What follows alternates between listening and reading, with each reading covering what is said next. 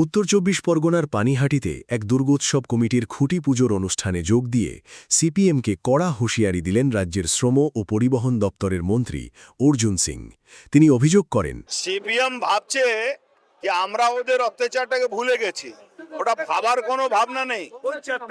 CPM ভাবছে ও কিছু অতি বামপন্থী দেখেছেন তো, অমিত শাহজি বলেছিলেন মাওবাদীদেরকে 31 মার্চের মধ্যে পুরো সর্বনাশ করা হবে, করে দেওয়া হয়েছে।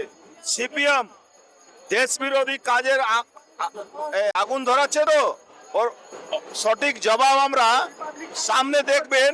একটু মাঠে নামুক, এবার আমরা ওদেরকে বুঝিয়ে দেব। যে ভাষা ওরা বুঝবে সেই ভাষা বুঝাবো। ওই সিপিএম এর যারা সিপিএম এর যে মালগুলো ওই দেখেছেন তো 8-9 জনের গুন্ডা অ্যাক্ট লেগেছে।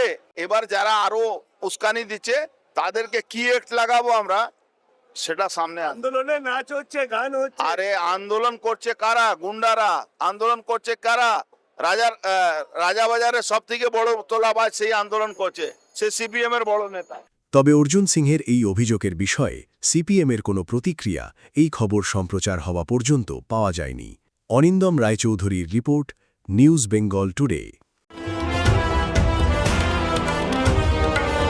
মেঘবেলা লাইভে আপনার পছন্দের টিভি চ্যানেলস সম্পূর্ণ বিনামূল্যে, শুধুমাত্র মেঘবেলা ব্রডব্যান্ডের কানেকশনের সঙ্গে। মেঘবেলা ব্রডব্যান্ড, বাংলার ঘরে ঘরে। উত্তর 24 পরগনা ও তার আশপাশের এলাকার মানুষের সেবায় ক্যাথল্যাবের মতো অত্যাধুনিক সুবিধা নিয়ে পরিষেবায় ব্রতী সারদা মাল্টি স্পেশালিটি হাসপাতাল।